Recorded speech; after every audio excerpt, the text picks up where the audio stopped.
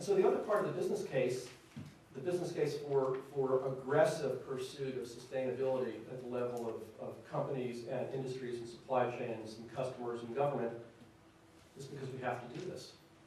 I teach at the Presidio Graduate School, and our students in the Principles of Sustainable Management class this semester did personal footprints this last week, and they were astonished to find most of them had personal consumption footprints at the scale of 4 to 5 planets.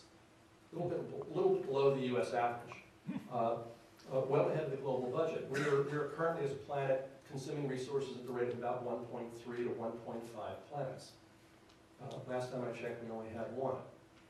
The United States is, I think, what, 2 to 7, something like that. This is in the current world economy before all of China moves into the middle class, before India fully develops, as Brazil is coming online.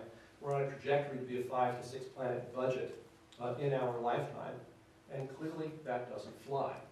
And clearly we need to do something else, and there's another way to think about the business case. We do this because we have to do this. After Japan attacked the United States in 1941, choice changed. Roosevelt, the story is told, called Detroit into the White House the following week and said, we need to move the country onto a war footing. You guys need to move from automobile production to armaments production. The automobile company executive said, yes, sir, we understand that. We have contingency plans already in place. We're ready to put them into action immediately. We'll be out of automobile production in 9 months, and we'll be making nothing but tanks and planes at that point. And Roosevelt looked him in the eye and said, no, you don't understand. You're out of the automobile business today. No slow transition, eminent necessity had to be done, the change happened. What if we faced this issue with that kind of urgency? How inventive would we be? How innovative would we be? What would we think of that we hadn't thought of before? If we didn't say, this is a nice thing to do that we'll phase into someday, but if we took it on with the kind of urgency and business opportunity that some companies have seen. You know, we don't live in the past, we live today. C. Friedman observed that time is not a train of cars hitched to one another, one year dragged along by the year preceding, the present hitched tightly to the past, the future enslaved to the present. Rather, each year arrives fresh, a year that never was before and could never have been known before its arrival. And even the past exists only by virtue of the present. We live now, today, in this moment, not in yesterday, not in tomorrow. We are all oriented to the future and creating the future, but where we live is right now. And what we have most powerfully right now in this moment, and the challenge that Hargan suggests of living with all 3 of those apparently contradictory statements alive at the same time, is what we say to each other, how we speak to each other, the futures that we create in our speaking, the requests and the promises that we make of each other, and the work that we do. Because in doing that, as Chauncey Bell would say, we're actually speaking worlds into being. We create our worlds and we create our futures in the speech that we utter, in the things that we say to each other, in the invitations and the challenges and demands that we make of each other. So if we're speaking worlds into being, the question is, what worlds? What kind of worlds are we speaking into being? And to bring that right to the point of our focus here today of communicating sustainability, what are the sufficient goals? What are the goals for an organization that are sufficient to engage, actually not just engage, but to captivate employees and to engage and captivate markets? What's good enough?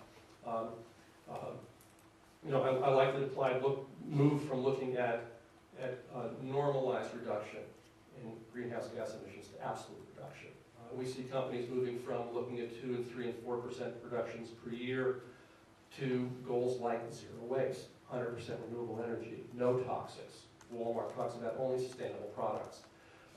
2 weeks after Walmart made their announcement in November 2005 that they're going to shift to 100% renewable energy, zero waste, only sustainable products, we started getting calls from Walmart suppliers saying, we've got 2 questions for you. First of all, what the bleep is a sustainable product? And second, how do we do that? Because they understood that that was going to be critical for their future, and that future changed in a heartbeat because of a statement from an organization. Granted, one that has some clout to influence that declaration, but in small ways, this lives with all of us and all of our interactions with each other. So what are the challenges, what are the goals around sustainability that are sufficient to engage your organization, the people in it, their families, your supply chains, your communities, your investors, your financiers. What are the challenges that engage every dimension of the people who work with you? Because it's not just the 8 hours a day or 12 hours a day that they log on your premises, but their life with their families, their life with the communities, their life as political people, their life as investors, their life as people who vote every day, because every time you slap a dollar on the counter for any product, whether it's a stick of gum or a semiconductor fab, we're making a vote for a future.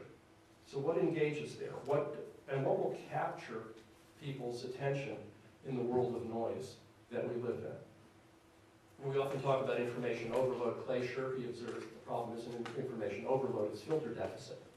How do we filter through this noise? Well, what's going to pass those filters? What's going to garner that attention in the most powerful possible way? The question is not, can you find a viable business case for innovation and prosperity for the carbon-constrained world that is already headed our way? The question is, how can you create a business case? Because you will find one, you will create one, or you will die. And if this isn't challenging enough for you, as a final word, let me remind you of Bill Gates' astute observation. If you can show me the business case, you're too late.